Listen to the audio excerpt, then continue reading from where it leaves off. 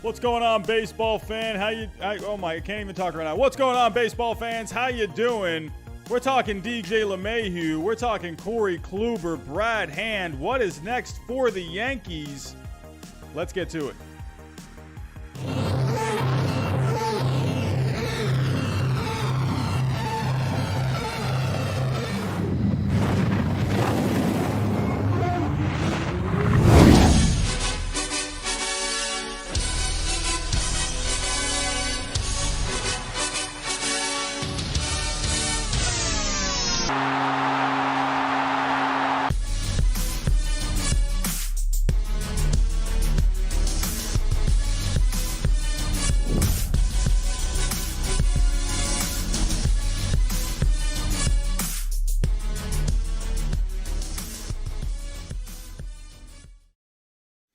And what is going on, baseball fans? How you doing? Happy Friday to everyone. All right, that sounded a little better of a start right there. I completely botched that intro earlier. Oh, man. We can only go up from here, I guess. So, everyone, how you doing? I'm seeing 38 people in the chat right now. Bit of an earlier stream today. Figured I've been going a little bit late this past week. Figured, you know what? I'll go a little early today. So, and you know, we got some fresh news to talk about with DJ LeMahieu finally kicking off the free agent signings. I have been wanting to run into oncoming traffic all offseason when it comes to free agents. You're hearing just interest. This team has interest. This team has interest. I'm going crazy. But finally, we had someone that signed. Whoa, we're off to a fast start already with the super chats. A $2 super chat from Banana. What does that say? It's in green. There we go. Predictions on Bauer after his requirements. I think he's going to the Angels. I'm dead set on the Angels. I think that's where he's going. That or he's going to go to the KBO. I'll say he goes to the KBO. But Angels, that's where he's going to go. That's my pick. I'm not moving off it. I was thinking the Mets early on in the offseason. Yeah, I don't know. I don't know about the Mets anymore. I'm thinking Angels. So, but everyone, hope you're having a good Friday. Hope you all had a good week. So, like I said, finally, something happens in the free agent market. And I really think this could be a bit of a domino effect for the rest of the free agent market. So let me get this music turned off. So we've just been waiting for one domino to fall. And I think you're going to start seeing a lot of other guys start to move along now. I mean, we're kind of within right around 1 month of spring training. Pitchers and catchers will report first, but you want to get something done. The closer you get to spring training, I mean, you don't want to ever go into spring training, not knowing where you're going to be playing. You want to get that done as soon as possible. You have to remember, these players, they have their own lives as well. They need to kind of figure out where they're going to be playing too. They need to kind of figure out everything. They got to figure out where they're going to be living. They got to figure out where they're going to go get food, what town they're going to live in, whatever. So everything like that. There's so much more that comes to it than just signing with a team. And that's why I'm sure all these players are just very frustrated at the moment with this offseason. I mean, we're frustrated as fans, but imagine how these players are feeling. So for DJ LeMahieu, I'm sure that's just a load lifted off of his shoulders. So yeah, it was just nice to see as a fan something happen. And so let's just get right to it. So, like I said, the biggest news of the day, the Red Sox signed number 19 international prospect Miguel. Oh wait, how did that get in there? I'm sorry. Whoopsies. Hold on. That's not the right picture. Here we go. The Yankees re-signed DJ LeMahieu for 6 years, $90 million. This is not official as of right now, but it's pretty much a done deal at this point. So, what a great deal for the Yankees. DJ LeMahieu getting the money he wanted, getting the security he wanted. I'm sure he maybe wanted a little bit more money than that. I think going into this offseason, he was looking from anywhere from around like 100 to 125 million. So, Banana with a $2 super chat. I'm so sorry that didn't pop up on the screen. I appreciate that, Banana. Thank you so much. $5K for Robbie. I would love to get to 5,000 subscribers by opening day. If we can make that possible, we're within 400 subscribers of 5,000. So let's get to 5,000. Let's do it. So here we go. Banana, thank you so much. So as for the Yankees, as for DJ LeMahieu, let's share the screen. Let's give credit where it is due. So this was reported by, hold on one second. Here we go. So if we go back to this morning, it was immediately when you woke up this morning, fireworks were just going off. So this started this morning at 7:04 a.m. So it was according to John Morosi, 7:04 a.m. I was crawling out of bed at this time. And but it says here on MLB Trade Rumors, after a months-long stare down, the Yankees are closing in on a new contract with second baseman DJ LeMahieu, reports John Morosi of MLB.com. So at this point, they didn't really know the terms, but as the day started to move along, the terms started to get released. And as of 9:10 this morning, Pat Ragazzo reported that it's going to be a 6-year, $90 million contract for LeMahieu. And what a deal for the Yankees. $15 million per year. This is crazy. I mean, considering we were hearing that LeMahieu was probably going to be getting somewhere around like 20 to 22 million. So instead, they got a little creative with this contract. They just extended it out. The Yankees, they have been known to give out some longer contracts, or they don't mind taking on longer contracts. So they want the production from DJ LeMahieu, and I think they're looking at the fact that, well, let me get this typed in. I think they're looking at the fact with DJ LeMahieu, they're thinking, oh, okay, 15 million, when he's 37, 38. All right, we can do that. I think that's fine. Because when you think about DJ LeMahieu, this is a guy that can play all over the infield. Right now, he's slotted in as their second baseman for the majority of the time. He can go play some third. He can go play some first. He's in the American League with the designated hitter. So really, DJ LeMahieu, he's more of a contact hitter. Those guys tend to last longer than these, guys that just go for the home runs and stuff all the time. So DJ LeMahieu, he's always been a very, very good hitter. So I think for him, yeah, he's going to be older. So maybe in the field, he won't be as good at that point. I don't know. You can't really tell the future. But at that time, he can play first. He could DH. I mean, who knows? Maybe he can still play a little second at that time. I mean, that's 6 years away. Who knows how his body's going to be responding at that point? But thinking about the contract here, if you go look at the contract, so when I was talking earlier about the Yankees being okay with taking on, longer contracts, I mean, look at this. They took on Giancarlo Stanton for 13 years. They signed Garrett Cole for 9. They signed Aaron Hicks for 7. So they are okay with taking on some of these longer deals. If you go back even to the past, CC Sabathia, they signed for a long-term deal. Jacoby Ellsbury, they had signed to a long-term deal. So, the Yankees, they're okay with signing these longer deals, but I think this is good because it's only $15 million per season. So have they already updated this? It doesn't look like they have. So I guess once the deal becomes official, Baseball Reference will update this page. But if you look at the estimated payroll, right now they're at $167.5 million. So if you add the 15, that's $182.5 million. So that still gives the Yankees some wiggle room. That still gives them some salary cap space to be able to maybe go sign maybe another starting pitcher, maybe go after another reliever as well. They have money now to be able to kind of fix up their team all over, all in the other places that are weaker. Definitely need a number 2 in the rotation. Definitely could use maybe 1 or 2, at least 1 bullpen arm, maybe 2. So the Yankees definitely need some help there. And they got some money here. And I think, for the Yankees, I mean, I think this is good for both sides. DJ LeMahieu, he gets that long-term security with the 6-year deal because, he wasn't going to be getting a 4-year. He didn't want a 4-year deal. He didn't want that. Why would you want that at 32 years old? Historically, 36-year-olds have never gotten a 4-year deal. They always end up getting these short-term deals. LeMahieu wanted that long-term security, and I don't blame him for that. Because at the end of this contract, he's going to be 38 years old. Who knows how he's going to be at that point? Who knows? Maybe he'll end up still being pretty good, and then he can end up re-signing with the Yankees at that time, maybe go to another team.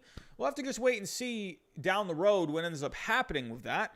So I like this contract. I mean, how could you not like this contract? It's an awesome contract. And, I mean, again, you're able to maybe go get another starting pitcher. You're maybe to go add a couple of bullpen arms. You can go get maybe, another bat possibly. I'm not sure where you could put another bat. We'll go take a look at the depth chart here in a second, but this contract fits extremely well into the Yankees payroll. So good for the Yankees, good for DJ LeMahieu, getting that long-term contract that he really wanted. If we go take a look at the Yankees, what else could they possibly need? And that gets us into our next segment of the show. But before I move on, if you are here and you have yet to subscribe, hit that subscribe button. We're trying to get to 5,000 subscribers by opening day. We are within 400 subscribers. So hit that subscribe button if you are looking for more baseball news and more baseball content. Hit that like button for me so we can get this stream out there to more people. I don't know why. It helps the algorithm. I don't know how it does it, but it helps. And hey, go follow me on Twitter. I was tweeting a lot today. Did you guys feel the energy today in the baseball world because of one guy re-signing? That's how bad this free agent market has been this offseason. DJ LeMahieu, the first big domino to fall in the free agent market, and the baseball world was buzzing today. Twitter, I think I refreshed my Twitter feed probably like 800 times today. So go follow me on Twitter if you want to talk some baseball throughout the day. But as for the next segment of this show, what is next for the Yankees? Look at Brian Cashman. Just look at him. Look how happy he looks. He's got the man that he wanted, and he still has money to spend. Look at that smile. He's a happy guy right now. But let's go take a look at what else the Yankees could possibly do. Here we go, sharing the screen. So let's go to the Yankees depth chart. Let's see, what else they could use. I mean, the first thing right off the bat, they need a number two. They need a number two in the rotation. You guys saw it in the playoffs. Garrett Cole was awesome, but behind Garrett Cole, all of their other guys combined for an ERA above 10. That's awful. Anytime Garrett Cole pitched, they were in the game. Anytime he didn't pitch, well, they were a nightmare. And then a couple of the games, the offense had to really try and bail him out. So Garrett Cole needs someone else behind him.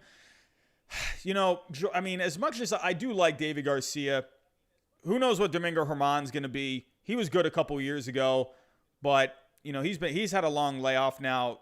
Jordan Montgomery, I like Montgomery from the left side, but not really a number two. Luis Severino's an interesting one. This is a guy that could be that kind of a number two starter, but Tommy John surgery, he's been away for a while now. He's always dealt with injuries, it seems, in his career.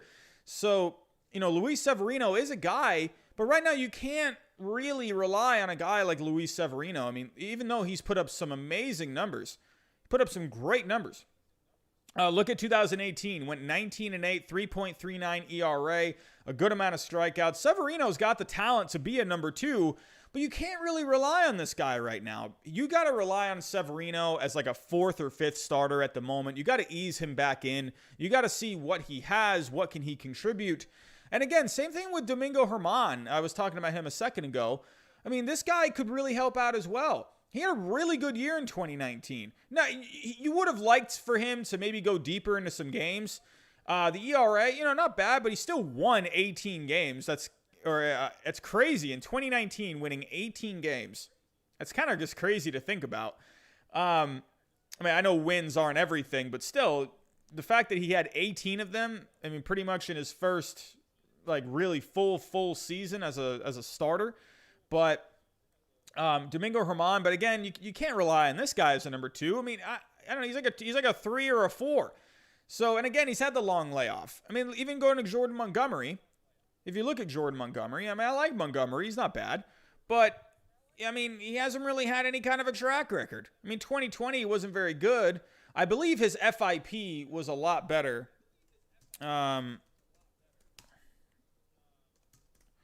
So Fangraphs, here we go. The ERA kind of looks a little high, but the FIP, the xFIP, they look a lot better. If you look at 2020, he had the 5.11 ERA, but looking at the FIP, had a 3.87, a 3.65 xFIP, and if you go to 2019, that was only 2 games. But if you go to 2017, I mean, he had good numbers in 2017. That time the FIP and the XFIP were a little higher, but the ERA was still pretty good. So, and the strikeouts are actually pretty up this past year, 9.61 Ks per 9. So the walks were good this year. So there is okay. So, but yeah, Jordan Montgomery. I like Montgomery, but you can't really count on this guy as a number 2. They need to go get a number 2. So who are some possible guys maybe on the free agent market? And, the one guy, Masahiro Tanaka, is still sitting out there. Are they going to bring him back? So let's go take a look at some guys by position, going to some starting pictures here. Okay. You're kind of wondering in the beginning of the offseason, were they going to maybe maybe upgrade at catcher? That was looking maybe like a possibility, but it looks like they're set on Gary Sanchez and Higashioka. First baseman, you got Voit. If he stays healthy, he's going to be very productive. They got LeMahieu now. So, third base, nope. Should be good there. Shortstop. So that's another interesting thing. And we'll get more into this here in a second. We're going to kind of dive into some possibilities here. So if you take a look at second base, like I said, you got LeMahieu back now. You got Urshela at third. Gleyber Torres now will be the shortstop. So he came into camp this year, not in the best shape according to Brian Cashman.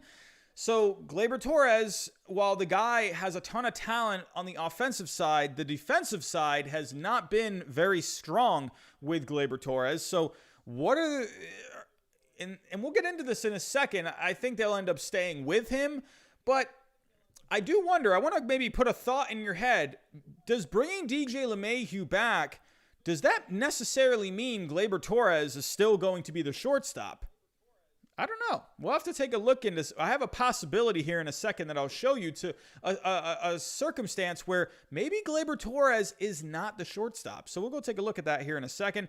You got Clint Frazier out in left, had a good year. Aaron Hicks, if he's healthy, he's going to be a solid center fielder. They just also brought in Greg Allen.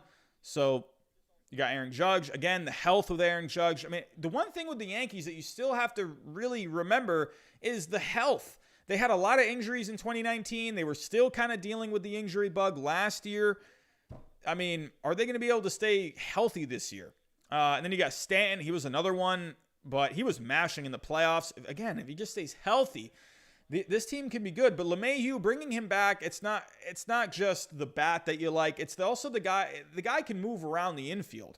He can kind of take over. If Voit goes down, LeMahieu can take over. If Urshela goes down, he can take over. So, that's one thing I like about LeMahieu. He's versatile. So, and that's why he's been such a good player for the Yankees, is he can not just hit, but he can just play all over the place. So now, again, if you take a look at, some free agents here, if you take a look, so really the one place that they need to focus on is starting pitching. So you got some guys here. You got Masahiro Tanaka still sitting there. Tanaka's been with you for how long now? Do you bring him back? It's still possible. I wonder if they could maybe bring him back on a pretty friendly deal, possibly. I mean, maybe I don't know what he would be looking for. I would think maybe like anywhere from 14 to 16 million. I would think that would maybe get it done for a Tanaka. Maybe even less. I don't know, maybe like 13, something like that. But I think Tanaka, you could bring him back still. Paxton, I kind of wonder if they're going to move on from him. He just never really seemed to be like a great fit. And then you got other guys on here, and you start going down the list. I mean, do they consider a Cole Hamels? Probably not. I'm guessing John Lester wouldn't go there. I don't know. Do they try and get an Adam Wainwright?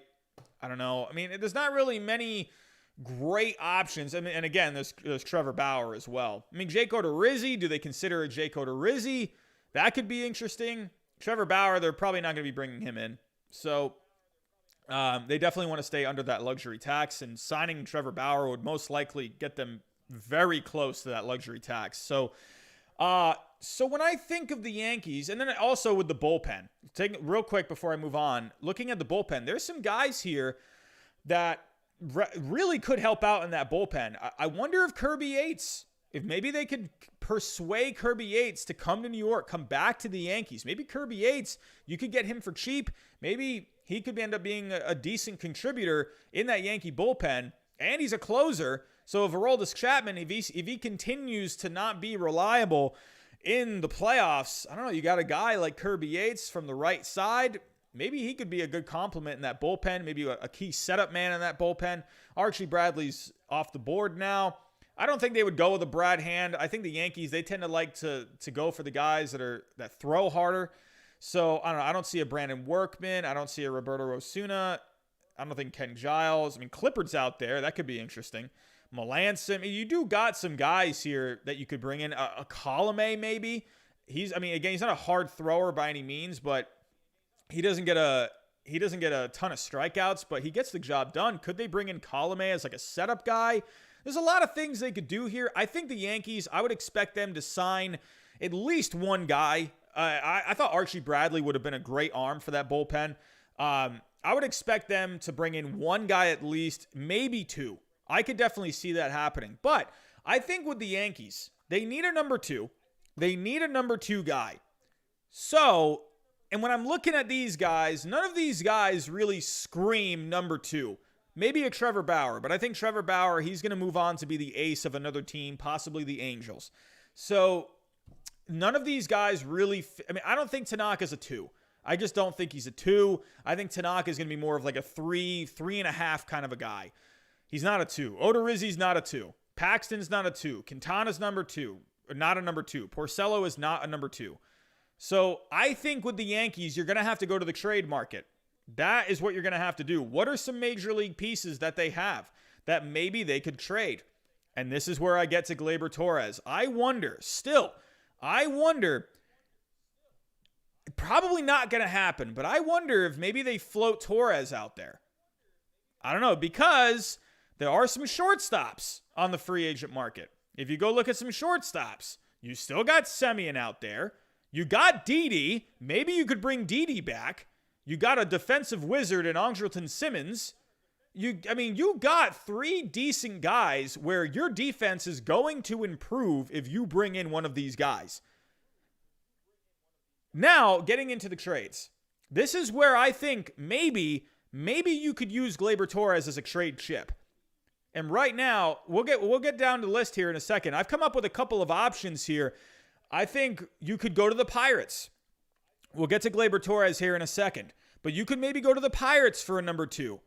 Joe Musgrove, he's out there. Maybe offer up a package of a Clark Schmidt, an Anthony Volpe, or a Luis Medina. Right now, that's got 4 down votes. I don't think that's too bad of a trade if you ask me. Maybe instead of a Clark Schmidt, I don't know, you throw in a couple of different pitching prospects, something like that. Not sure really why that's getting 4 down votes, because I think that's a pretty decent trade if you ask me.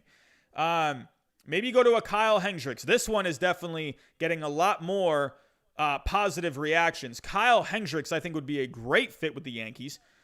And, and you could also maybe go for a Javier Baez. That option is still there as well. What do you do with Gleyber Torres at that point? Do you trade Gleyber Torres back to the Cubs? I don't know. I think it would take more than Kyle Hendricks and a Javier Baez to get Gleyber Torres. It would take way more than that. So I don't think that happens. But if you wanted to just go after a Kyle Hendricks, maybe throw in an Oswald Peraza, a Clark Schmidt, and then just a lower level prospect like a Beck Way. Something like that. And now, here's where I get to Gleyber Torres. The Reds need a shortstop. The Reds could use a shortstop. You got Luis Castillo possibly out there. I'm just saying, maybe that's a possibility. Luis Castillo would be nasty for the Yankees as the number 2. I love Luis Castillo. Luis Castillo is just nasty. One of the best changeups in the game. Good velocity. Still young. He's cost controlled. And if you look at the numbers here, the Reds are getting about half a point more in value according to baseball trade values, which baseball trade values, I'm going to tell you right now, they are very even, or they're very, is that the right word? They're very on point a lot. If you go take a look, there was actually something here where they had statistics on. I was kind of looking at this earlier. And if you look here, they have had 122 real-life trades. The number of those trades accepted by our model, it was 117, and they have a 95.9 acceptance rate.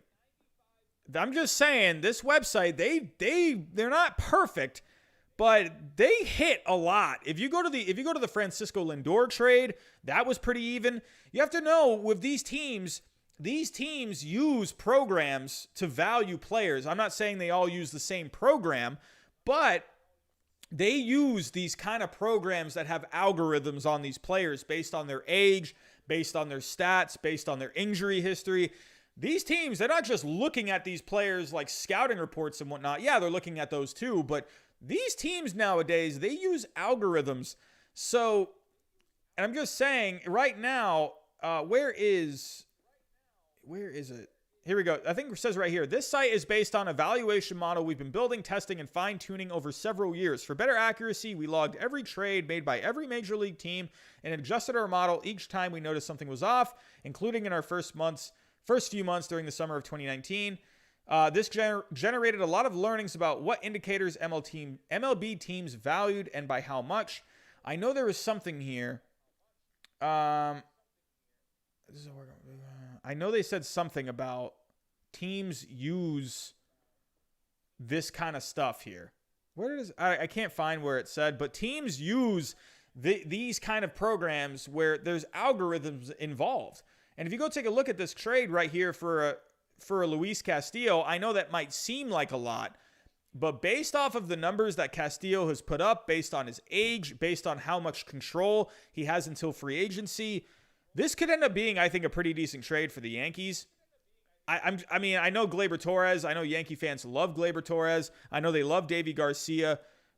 But I'm just saying, I don't know. If you have the chance to go get a Luis Castillo, I think you got to do it. Hold on. I think my iPad's about to die. 1 second, everyone.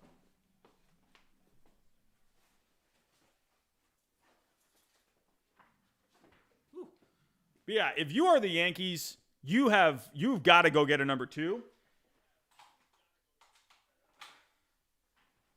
Okay. And Luis Castillo, man, if you're able to get him, I think this really could end up being a pretty decent move. I mean, and then I came up with another alternative here.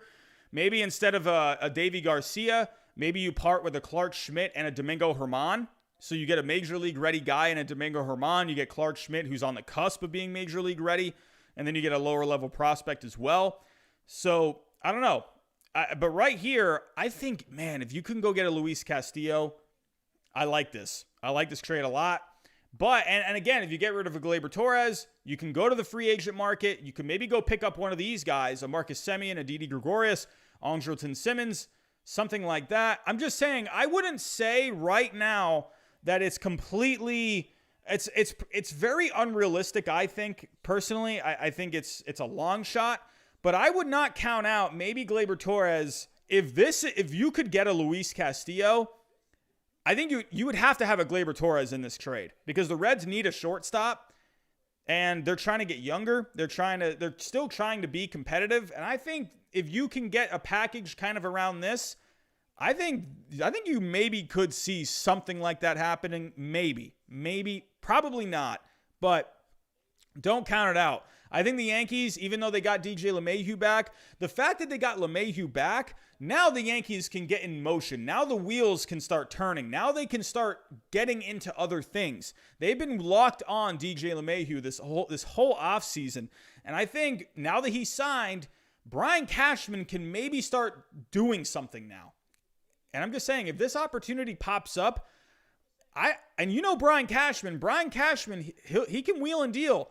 I mean, and the fact that he said, about Gleyber Torres, where he doesn't think he's maybe great, Brian Cashman said that Gleyber Torres could be better at second, and he came into camp out of shape this past year. So I don't know, kind of interesting he would say that kind of stuff about Torres.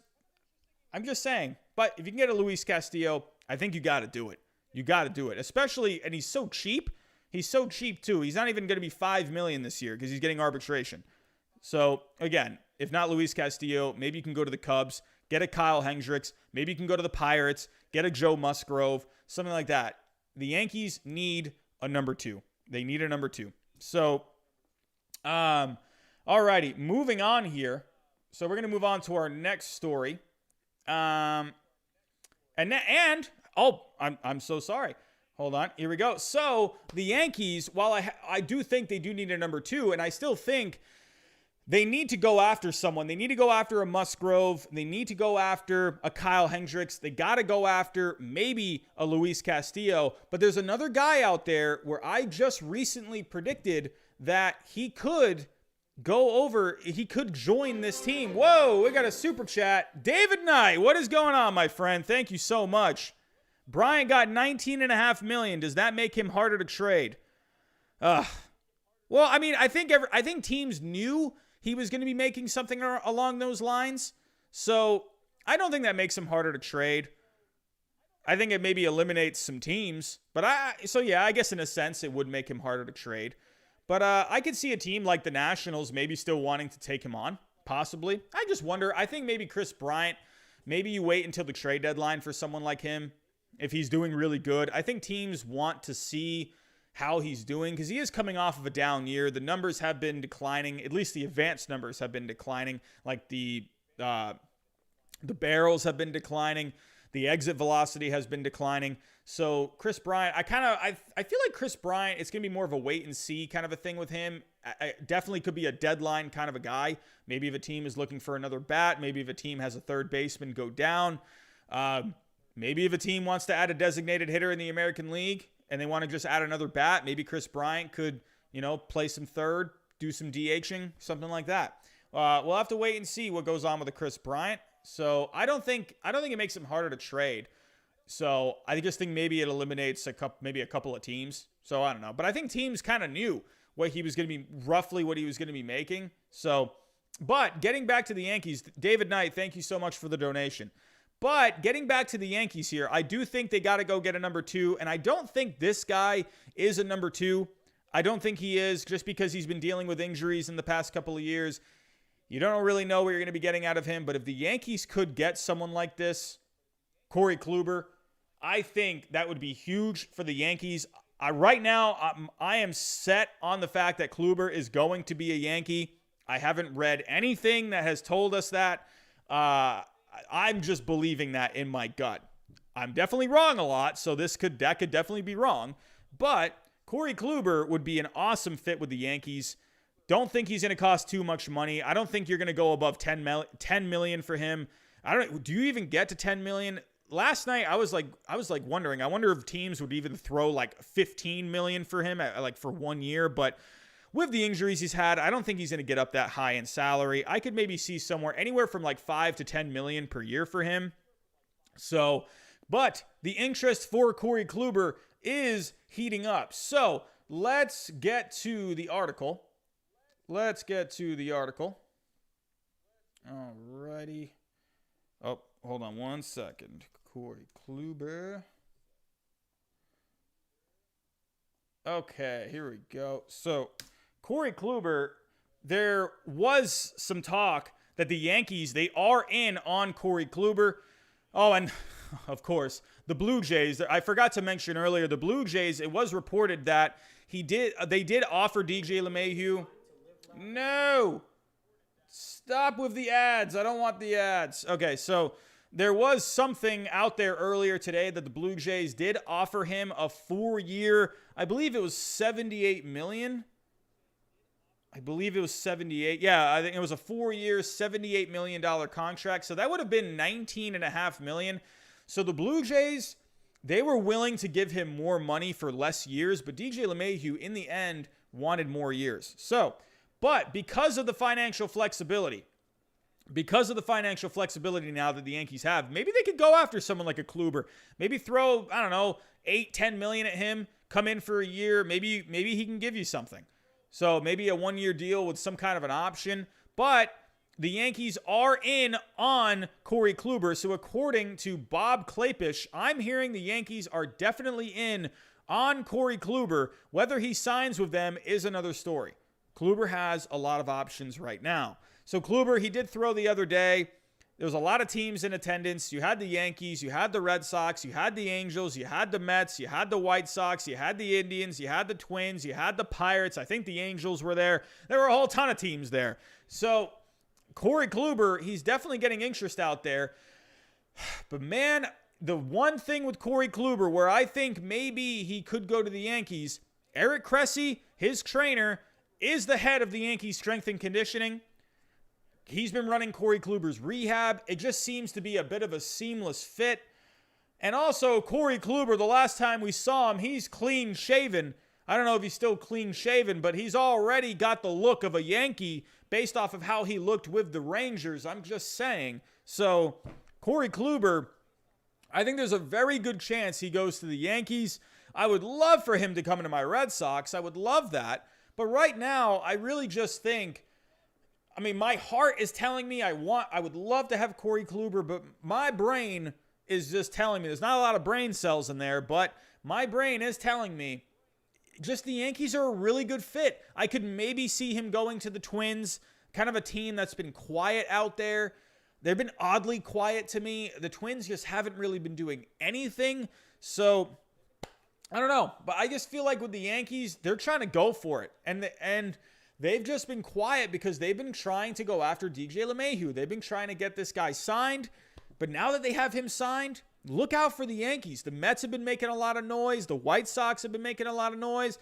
The Padres have been making a lot of noise this offseason. I think the Yankees could be the next team that makes a lot of noise. They got LeMahieu. Now the wheels can start spinning. Do they go after a Kluber? And supposedly, I don't remember who said it, but there was someone today. Oh, wait, what is this? Here we go. Yankees reportedly discussing one-year deal with Corey Kluber. I didn't see this. What is this based off of? Who tweeted this? The next chapter might very well come with the Yankees, as NewJersey.com's Brendan Cootie reported that Kluber was in talks with New York about a one-year deal. So we read this one. We read that Bob Klapisch said that the Yankees were definitely in. I haven't seen this one. What is this? The talk between Corey Kluber and the Yankees has been a one-year deal. I'm told all he wants is a one-year deal. He wants to go out and prove himself. I mean, what better stage to go prove yourself than with the Yankees? I'm just saying, if you go play for the Yankees, pitch well, and go win a World Series, Corey Kluber, he'll get a good contract next season. You could see him, could he be the first 36-year-old guy to go get a 4-year contract? Is that possible? Probably not. But I think Corey Kluber, like he says here, he wants to go out and prove himself, and I don't doubt that. Because really, the guy's had just injury after injury after injury the last few seasons. So, I think I don't doubt this for a second. One-year deal. Let's just go see what I got. Supposedly, the bullpen session went well. I really could see this happening. I predicted this in my updated free agent predictions. I just really think Kluber and the Yankees are a good fit. I just think that. He would be a good fit with the Red Sox, too. He lives in Massachusetts in the offseason, but I just think he's a better fit with the Yankees. They're in win now mode, and he's 35 years old. He's not getting any younger. He wants to go win. Not only does he want to go out and prove himself, I'm sure he wants a chance to win too. So, hey, I'm just saying. Corey Kluber to the Yankees, definitely a possibility. So, let's move on to our next story. So, we actually had another picture today. We're talking about pictures right now with Corey Kluber and the Yankees needing a number 2, but we're going to go to Queens, and the Mets were reportedly very close to picking up this certain reliever, and then it kind of just stalled, and then basically some of these guys reporting it had to backtrack a little bit, and that is about Brad Hand going to the Mets. So supposedly Brad Hand was very close to signing with the Mets this morning. That was right around the time where the DJ LeMahieu stuff was getting out. And then it looked like it was maybe a done deal. And then all of a sudden, it just wasn't a done deal. So, Mets and Brad Hand, as of right now, it's more that they're just discussing. So, let's share the screen. So as you can see here, the Mets are working to sign free agent reliever Brad Hand to a 2-year contract per Ken Rosenthal. A contract is not yet signed, however, and the two sides may not be particularly close to resolution. Ken Rosenthal today, it looked like it was a done deal. So if I can actually go, what was the tweet? Oh, so here, wow, Ken Rosenthal just reported this, $22.3 million for Francisco Lindor in arbitration. We'll get to arbitration stuff here in a second. Oh, what is this? What is this? Major news. As of 40 minutes ago, we got some breaking news. The Phillies have made a new 5-year, 9-figure offer to JT Realmuto. This is new to me. I was setting up for the stream and I didn't see this. So if it's a 9-figure deal, then that's at least $100 million. So divided by 5, I mean, they're offering him at least $20 million. I think Realmuto is going to go back to the Phillies. I've been saying that this whole offseason. People were saying, no. He's going to go to the Mets. I've heard people say maybe he can go to the Astros. He can go to the Angels. Nah. As soon as the Phillies said that they were crying poor, I didn't believe it for a second. So I think the Phillies, they're going to get Realmuto. Anyway, back to this. Where was it? It was this morning. Oh, this is another one too. Kurt Suzuki, I didn't make a picture for this tonight, but Kurt Suzuki also signed a 1-year deal. Pretty cheap contract with the Angels. I like that. I think the Angels could use some more catching depth. They got Max Stassi. They got Ben Boone. But I think Kurt Suzuki is a good little pickup for them. So where was it? It was Ken Rosenthal. Where are you at? So he tweeted, he said here, Mets close to agreement with free agent reliever Brad Hand. So anytime you see close, that's usually, for the most part, a done deal. But then you go up about a little bit after that, it says here, correction, Mets engaged on Hand and in discussions, but 2 other sources say my initial report is inaccurate and the two sides are not close to a deal at this time. I appreciate Ken Rosenthal for coming out and saying that the two sides, that they said his report was inaccurate. I like that. Instead of just getting defensive and whatever, he just says, all right, hey, my report was inaccurate. That's my bad. Because Ken Rosenthal is usually pretty spot on. And then, I don't know, there was another one earlier. There was a Boston fan page or whatever. They're called I don't remember what their page is called, but they reported today that Rafael Devers, it's not that big of a deal, but they reported today that the Red Sox and Rafael Devers were going to go to an arbitration hearing, and they were not able to come to terms on an arbitration figure. And then I was like, oh man, that really sucks that they have to go to arbitration now. But then it was reported 2 hours earlier that they agreed on a figure for arbitration. So don't believe everything you say on Twitter or everything you read. Sorry, don't believe everything you read on Twitter. But I appreciate that Ken Rosenthal, he had some accountability, and he simply just said my initial report was inaccurate. I appreciate you, Ken, for saying that. So, hey, we get stuff wrong sometimes. It's not that big of a deal. Mets have been interested in Hand since the Indians declined his option. I think with the Mets, they've been in on Brad Hand for such a while now. You've been hearing the Mets connected with Hand for a long time. And I think eventually they're going to get him. I think they're probably just maybe ironing out some finer details, maybe an option that they're trying to include, maybe something with the salary. Maybe they're a little bit apart on the average salary per year. So I think eventually you're going to see Brad Hand be with the Mets. I think that would be great for the Mets bullpen. They already got Trevor May, but I think the Mets need more arms in that bullpen. I think they need some guys that have had some proven success. I would imagine Brad Hand is going to be their closer. I would imagine he's going to go right in as their closer. I mean, I know you got Edwin Diaz, but he really flourished in the setup role last year. I could see Edwin Diaz, Trevor May being the setup guys, and then you would have Brad Hand as your closer. And if he maybe starts to falter, maybe you can try out Diaz again. Diaz did really good when they removed him from the closer role. So an odd villain, maybe Colomé too. I think the Mets just really need to add some quality arms. So that's just my opinion. But that's what is being reported on Brad Hand today. So our next story, moving on from Brad Hand, moving on from free agency, moving on from trade rumors. Today was also a pretty fun day. Besides the LeMahieu stuff and everything like that, today actually had something fun happening, and today was the International Signing Day. Today it opened up where teams could start to sign players internationally. Some of the better players in today's game came from international signings. So, I mean, you got tons of players out there, including like Fernando Tatis Jr., one of the better guys internationally. A couple of guys on our team, Rafael Devers and Xander Bogaerts. There's tons of international players in today's game, and today was the first day to be able to sign these guys. So let's get this pulled up here. So again, looking at some of these guys that are international in today's game that are really flourishing. Like I said, Fernando Tatis Jr., you got Juan Soto, you got Ronald Acuna Jr., Eloy Jimenez, and then you got some guys down in the minor leagues. You got Wander Franco, Kristen Pache, Julio Rodriguez, Marco Luciani, Noelvi Marte. You got Jason Dominguez with the Yankees. The Martian is what they call him. He can end up being a star player for the Yankees down the road.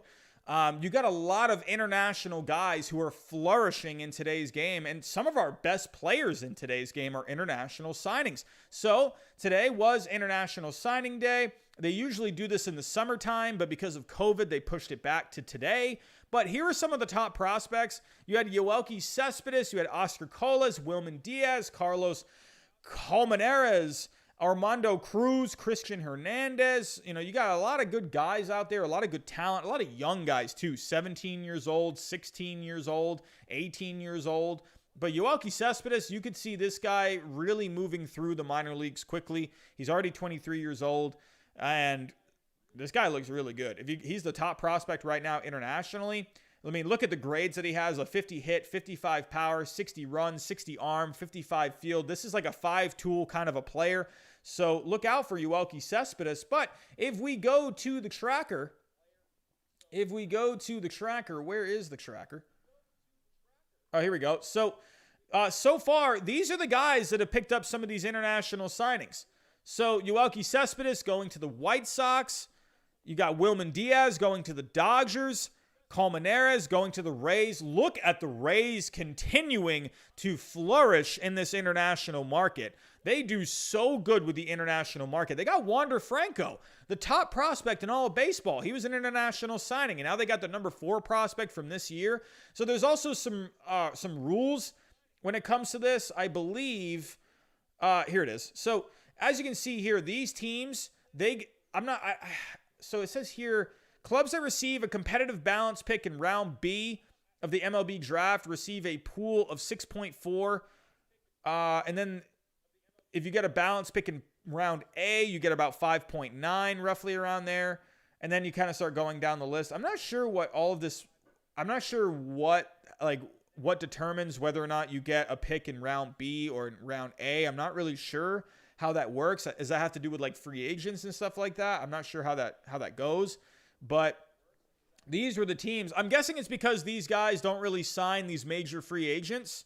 I'm guessing that's what it has to do with, I'm guessing. So, and then Atlanta, they didn't have like any international signing money this year because they had a lot of penalties. I can't fully remember what it was exactly that they did, but Atlanta had some penalties and they basically got no money for international players this year. The Yankees, I believe because they signed Garrett Cole, and they've signed. I think it was because of Garrett Cole. I think they lost a good chunk of money. So, it says here they lost $1 million for signing Garrett Cole.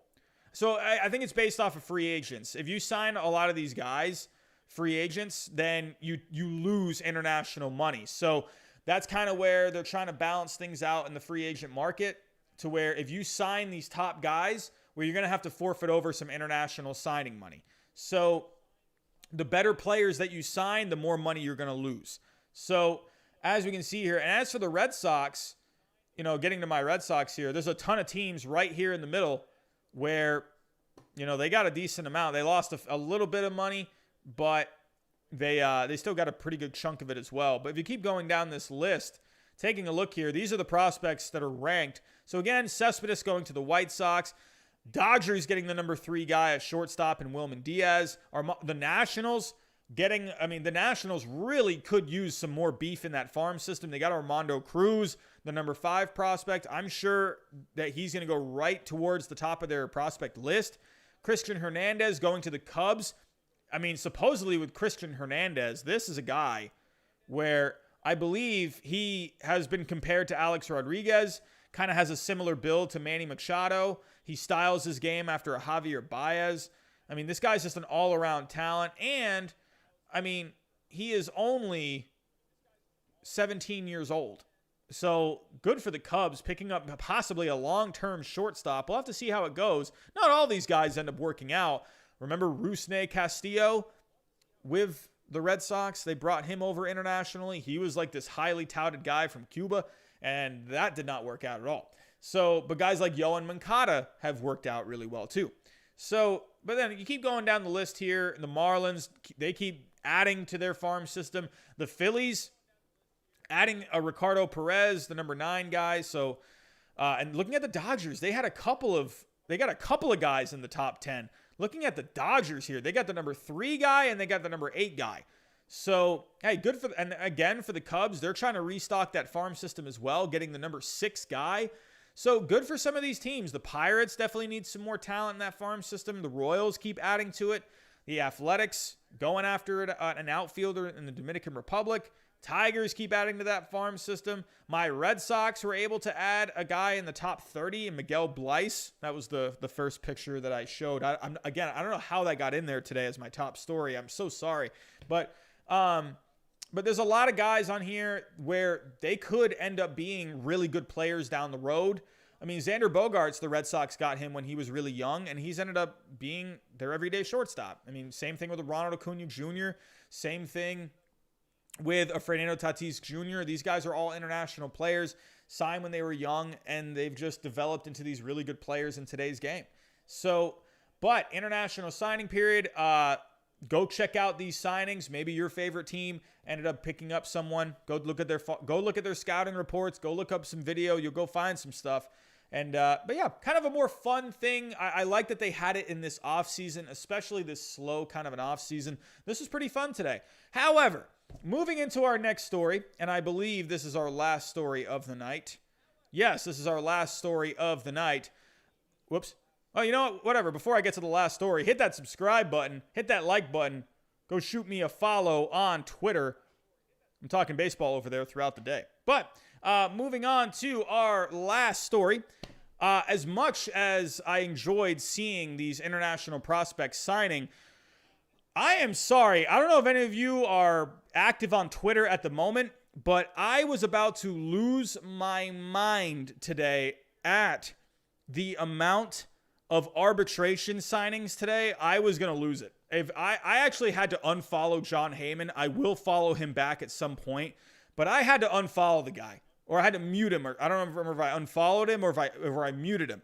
But I was literally going to go insane. I was like thinking, okay, I mean, enough. Like, okay, I get it. Like, these guys are signing arbitration.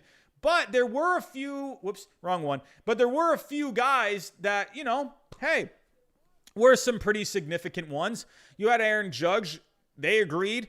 I mean, and when you think of arbitration, you never want to go to an arbitration hearing, because that's when you start to get negative about each other, and you just don't want that. You want to agree to a contract. So for a guy like Aaron Judge, I mean, that's only good that the Yankees were able to reach an agreement with him in arbitration. Same thing with the Dodgers and Cody Bellinger. If they maybe want to bring him back for the long term at some point, this is good that they were able to come to terms. But then there's a couple of guys here as well that I thought were really interesting. Joe Musgrove and Javier Baez. So I've talked about this. I've talked about this a little bit in tonight's stream so far. Oh my God, my mouse. I swear this mouse is going to drive me nuts. But anyway, but for Joe Musgrove, I believe, let's go to the tracker really quick. Hold on one second. And then same thing with Lindor and the Mets. I actually just got a notification from Bleacher Report with Lindor and the Mets. If they want to maybe come to a long-term agreement, I mean, why get negative as soon as you just brought him in? So good thing they agreed on a figure. Here we go. So taking a look. I want to pull up the tracker. Where is the tracker? So many people avoided arbitration today. It was getting so obnoxious. Like, I understand these guys got to report this stuff, but dude, I was going to lose my mind. I was like literally going to lose my mind. Arbitration tracker. Okay.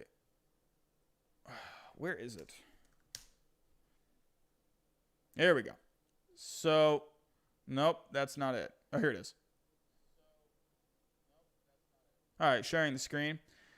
Okay, so if you take a look here, I mean, look at all these guys. Like, this is how obnoxious it was. Imagine getting a tweet. Imagine getting a tweet on every single one of these guys. Literally, like, my phone was just blowing up over all these guys, like, where they were reaching an agreement in arbitration.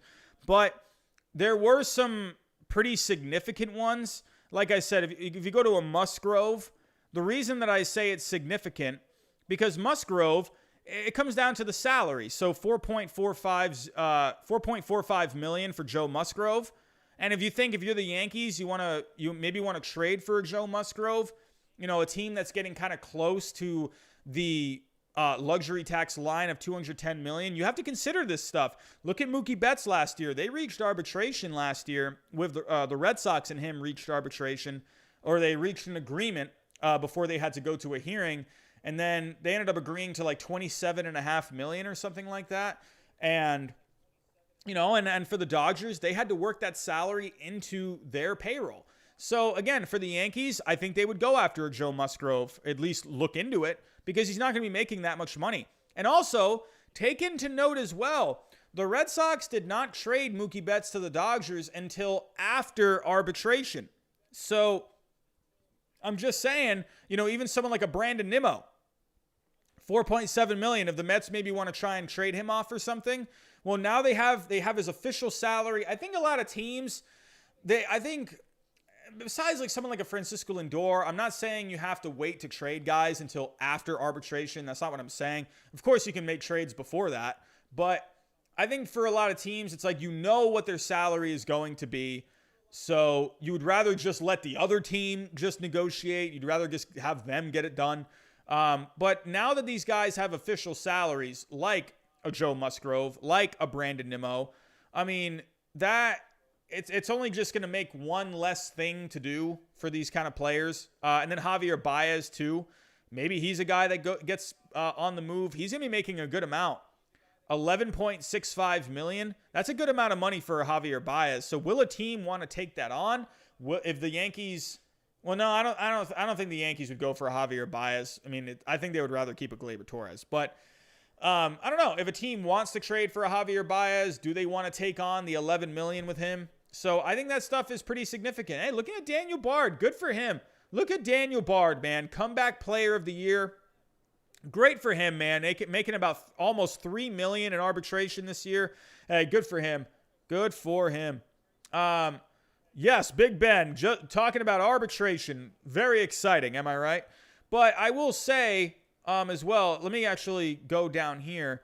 So there was someone, where is it? Yeah, Rafael Devers today. This guy drove me nuts on Twitter, man. This guy drove me nuts. This guy, he runs a Red Sox fan page, right? He runs a Red Sox fan page. And he said earlier in the day, he said the Red Sox and Devers were not able to come to terms on arbitration and they were going to have to go to a hearing. Ends up getting reported like 4 o'clock that, you know, that they reached a term or they reached a dollar amount. And I'm thinking like, what is this guy talking about? Where did he get this from? And then like I asked him about it and he's like, you don't even follow me, man. And I'm like, huh? Like, what does that have to do with anything? You're the one that said they didn't reach an agreement. And what does that have to do if I don't follow you? I don't understand that. I don't know, but whatever. But the one big thing with arbitration, you always want to reach an agreement. You never want to go to a hearing because then you just get negativity being spewed all over the place. Nah, we're not going to pay you this much because you weren't very good at doing this and you weren't very good at doing this. And this guy in the major leagues does better at you than this and he's only making this much and blah, blah, blah, blah. You don't want to ever get to an arbitration hearing. Never, ever, ever. So, but yeah, so if you are interested in these guys, if whoever your favorite team is, go to MLB Trade Rumors. They have a whole tracker here. Or if you follow John Heyman on Twitter today, I'm pretty sure you got all of these notifications today about everyone that re-signed with arbitration. I was about to literally run in front of a bus of how many tweets I was getting on this. So, everyone, that is all I have. That is all I have. I wanted to come on a little earlier tonight, kind of talk about some stuff. I wanted to talk about DJ LeMahieu as soon as possible. Good for the Yankees. Good for DJ LeMahieu coming to terms. I'm very excited to see what the Yankees are going to end up doing. Well, that's crazy to say as a Red Sox fan. I don't know what my Red Sox are going to do this year. So you know what? I'm going to try and just enjoy baseball this year. And hey, you know what? Whatever. It's like if you're the Yankees, you got a team. You've been so close the last few years. Go win. Like, go win. I mean, hey, us Red Sox fans, we've enjoyed 4 World Series championships in the last 20 years. Whoa, what is going on? Twinkle Toes, McFinger Bang. What a name. That might be the best name I have ever heard in my entire life. Thank you so much for the $1.99 super chat, my friend. Thank you, thank you, thank you. What was I saying? I mean, we've won 4 World Series in the last 20 years. The Yankees, you've only won 1. Can you go win one? I mean, come on. I know you got your 27 World Series championships or whatever it is, but come on. Can you go freaking win one, please? Can you win one in this century? Come on. Let's go. Let's go. But no, really. I'm just excited to see what the Yankees are going to do because at the end of the day, I just like the game of baseball. And I like me some Garrett Cole. I like Aaron Judge. I want to see that team do something this year. Go do something. Go get a number 2 guy. Go get a Kyle Hendricks. Go get a Joe Musgrove. Go get a Luis Castillo. Go get him. Like, seriously, if he's out there, go get him. Anyway, that's all I got for tonight, everyone. I really appreciate you all coming out on this fine Friday evening. Most likely, I'm probably, unless something happens this weekend, I will not be going live. But if something does happen, and if something big happens, I'll be here. So be on the lookout to see if any streams are scheduled at all. I'll let you know in the community on my channel. Before I get out of here, hit that subscribe button. We're trying to get to 5K by opening day. Oh, I just came up with a rhyme on the fly. Oh, I like this. We're trying to get to 5K by opening day. So hit that subscribe button. Hit that like button. Let's get this out there for more baseball fans to watch in case they missed it. And go follow me on Twitter. I'm talking baseball there throughout the day. Everyone, thank you so much for coming out tonight. Have a great weekend. And I'll talk to you next time.